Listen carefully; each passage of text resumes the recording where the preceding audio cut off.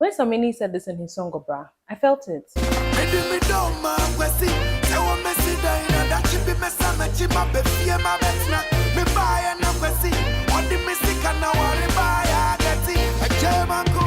Do you know who also felt it? Mr. Mensah. Because why? Why would Kofi be so mean to him? Why? I mean, make it make sense. It was 1955, for goodness sake. So this has been happening since before time. Wow. Let's get into the story so that you understand every single thing I'm talking about. Hi guys, welcome to another video. My name is Alice Johnson and you're welcome to AJ for short. Lights, camera, action. I'm sure the title of the video has already given it away. We are reviewing a 1955 film that was made in Gold Coast by the Gold Coast Film Unit. Now this film is called Mr. Mensah Builds a House. And the title in Fante was Ewadana na Ewaze, which translates to mean once you own a house, you have something. Before I get into analyzing the whole title and everything, let's get into the story so that you can have some context and understand what it is I'm talking about. Mr. Mensah Builds a House. It's set in a town, but it's not really mentioned in the video. Even though I think because we're speaking Fante, I'm thinking it was Cape Coast. And just to chip in, the previous capital of Ghana, which was then Gold Coast, was Cape Coast. So I'm assuming that any big industry or any big factory was in Cape Coast because that was the capital city. So that's where Mr. Mensah was working. So he was working in a big city and his hometown was about 3 hours away from that big city. It was also not mentioned. So I'm assuming it's one of those towns around Cape Coast or just a few meters from. It could even be Takrade for all we know, because they were also speaking Fante over there. So let's just assume. But if you know the answers, maybe you can share it with us in the comments. That's what I got from the film when I watched it. You can share with me in the comments. And I'm also going to link the film in the description box so that you can also take a watch. And yeah, share your thoughts as well. Let me know what you think. Mr. Mensah is working hard and he decides to retire. It's his last day of work. He's packing up his stuff and then one of his colleagues come over to him. I think it was actually his boss because he kept saying sir. So his boss walks to him and gives him an invite for a send-off party for Mr. Mensah because he's retiring. So that's the crux of it all. We know Mr. Mensah is retiring from work and he's trying to, he's retiring from work, he's paid his dues, it's time for him to say goodbye and get some rest. I don't want to go too much into detail because you'll be able to watch the film yourself, but this is just a summary of it all. So eventually he assigns his nephew in his hometown to build his house for him, which has been going on for the past 3 years.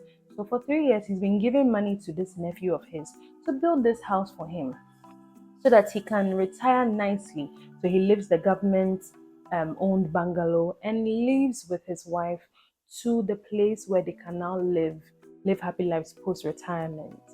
But unfortunately, Kofi was not doing what he needed to do. And Kofi is his nephew I'm talking about. He was not doing what he needed to, which was not right. He was rather gallivanting all around, doing anything but what he was supposed to be doing, which was to be building his uncle's house. You see some instances where Mrs. Mensah, that's Mr. Mensah's wife, throws in a word of caution every now and then that I don't see why you are giving this boy this money because he's not trustworthy.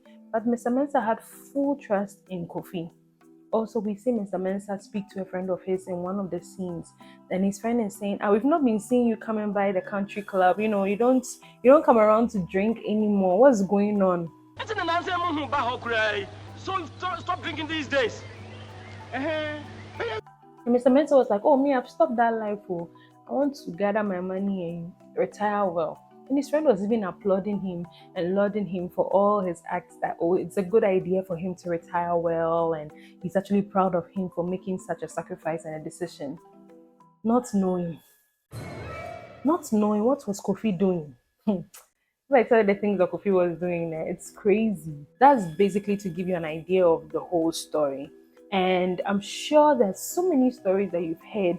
And for me, friends, family, on the news, random conversations from people, I have heard so many times where people would entrust their money with a relative or someone they trusted in another place. They could be abroad and then they'll be sending money to someone in Ghana for them to build a house for them so that when they retire or they go on holiday, they can come and spend time in Ghana and enjoy themselves. But those people will take advantage of them, spend the money, and just squander it all. And you will not even see anything, or they will not even build a house. So as you can see, this is something that has been happening since. And yeah, 1955 movie was already portraying that. So it just shows that things that we are going through today, they didn't start today. They started long before. And the movie is 23 minutes long, and it was directed and produced by Sean Graham. If you've been watching most of my reviews, you already know who Sean Graham is by now. If not, I would urge you after this video, after all, don't stop watching this video and go and watch that one. Wait, go and watch my other reviews, which I'll link in the description box so you can go and watch them. And you find out more about Sean Graham, who was the head of the Gold Coast film unit at the time. And he was majorly making films in Ghana. He made The Boy Kumasenu, he made Progress in Kojo Chrome, and this one as well, amongst other productions that we hopefully will be reviewing on this channel very soon.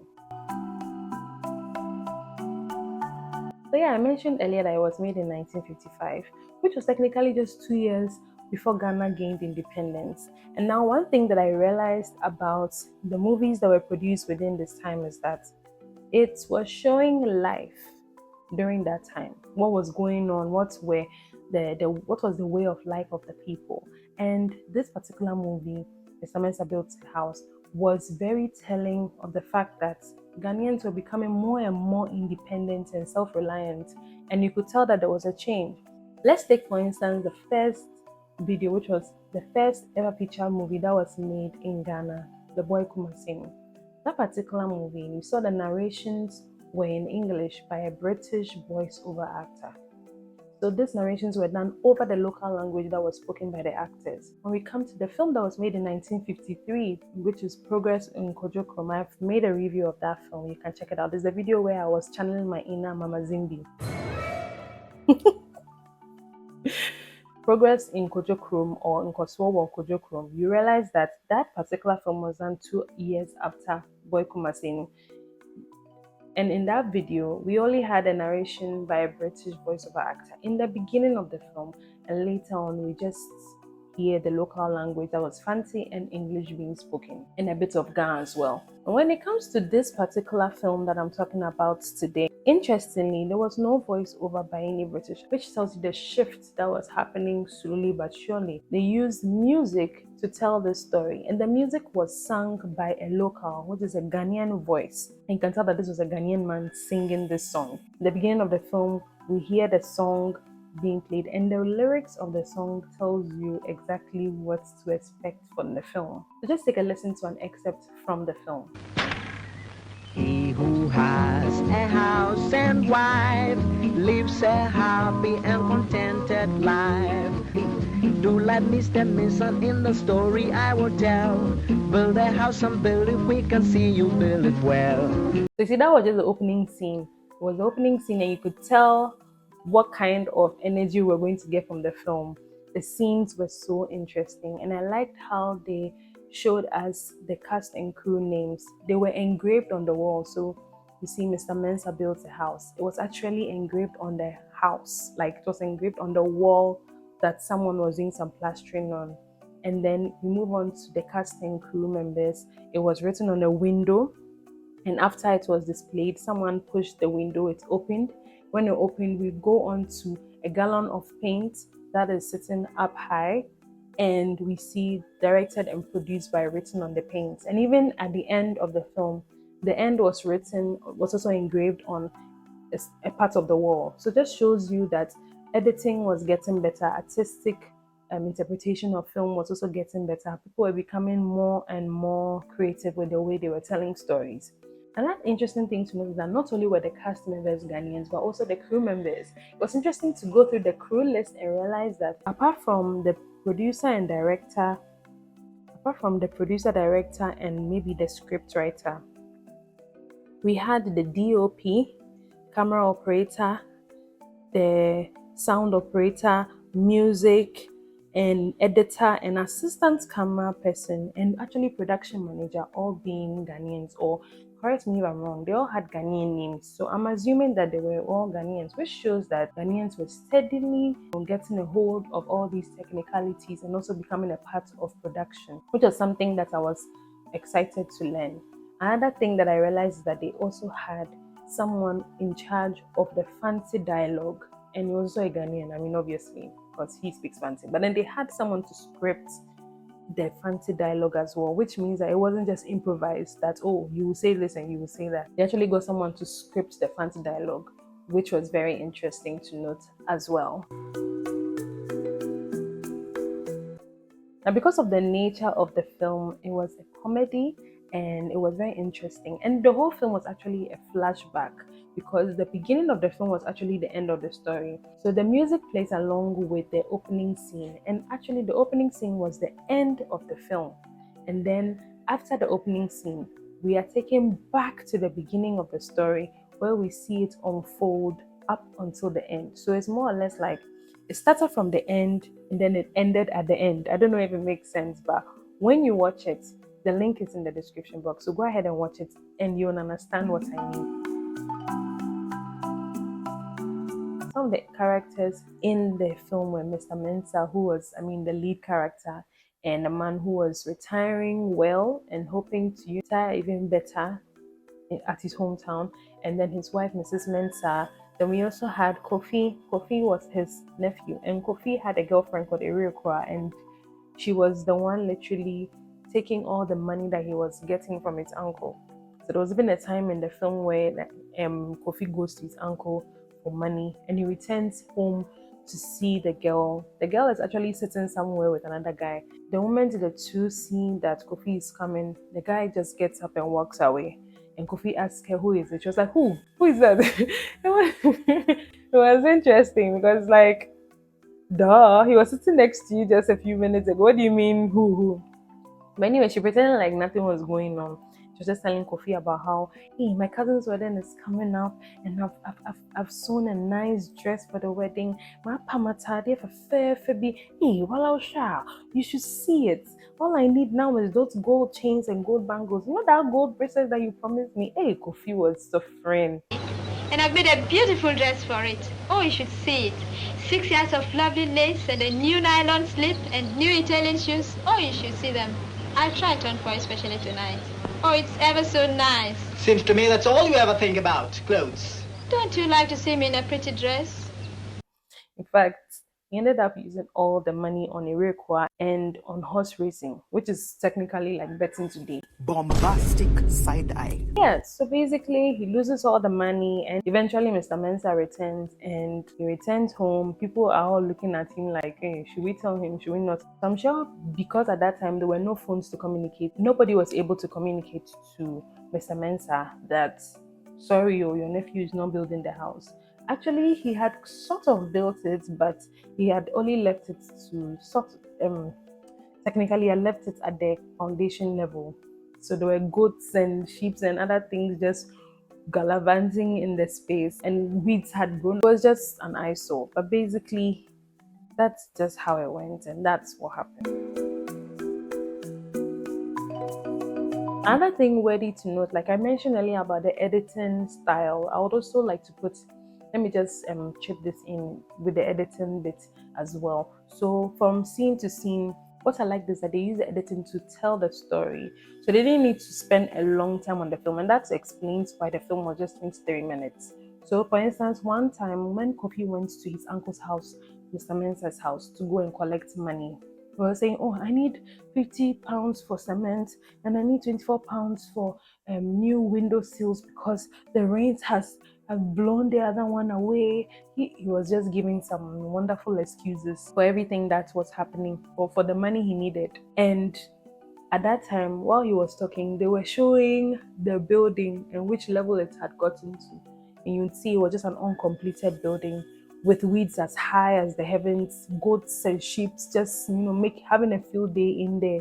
So it was interesting because while he was asking for money, they just opposed it with visuals of the uncompleted house. And another instance where they used the editing style was when Mr. Mensah was having his send-off, or they were having the send-off party for Mr. Mensah. So while he was at the send-off party and they were enjoying and having a good time, Kofi was also at the race court and he was spending away all the money. So while Mr. Mensah was happy, jubilating that he was going home, Kofi was also happy, jubilating that his horse was winning until it didn't win and he lost all the money. An interesting juxtapositioning of images that made the story come to life in a better way. Mr. Mensah Builds a House was designed to encourage better rural housing and used in conjunction with the Community Development Services, that's Gold Coast Film Unit's catalogue, in 1955. A government report in 1955 noted that the film had been completed on behalf of the Ministry of Housing and was distributed by Cinema Van, which you can liken to Progress in Kojokrom, which was also made in conjunction with the local council. So they also distributed the film in cinema vans going around various cities in teams of 6 to 7. Now, the reason why this film was actually made was also to sensitize people on the fact that it's a great idea for you to want to retire well, but you can do it the right way, and also the ability of the state housing to actually help people complete their buildings. So what happened with Mr. Mensah's house, one would ask? In 1953, the Gold Coast government established a Department of Rural Housing, and at the end of 1954, the United Nations Technical Assistance Administration sent a team of housing experts to the territory and offered a series of recommendations.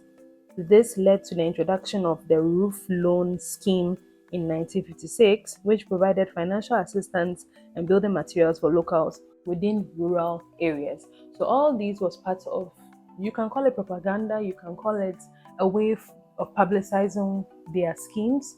So yeah, that's basically why the film was made. Community development, home ownership and identity, financial struggle to own property, and community support, that's coming together and being one as a community. So yeah, that's basically what Mr. Mensah Builds a House was about. And it was quite an interesting one. The characters were very interesting. Mr. Mensah's friend, he pulled his trouser up all the way to over his belly button, and it was quite an interesting sight to behold. And of course, there was some dancing. Yeah, there was some dancing in there, especially when Kofi and his girlfriend went out, and how his girlfriend taught him a very bitter lesson. You know, a whole lot to learn. But yeah, tell me what you think about this particular film. You can share your comments in the comment section and let me know what other things that you may have noticed that I may have missed, and yeah, we can learn more about our country, Ghana. Thank you so much for being a wonderful audience. I'll come again with another video pretty soon. So keep it logged on this channel because there's more where this came from. See you in my next video. Bye.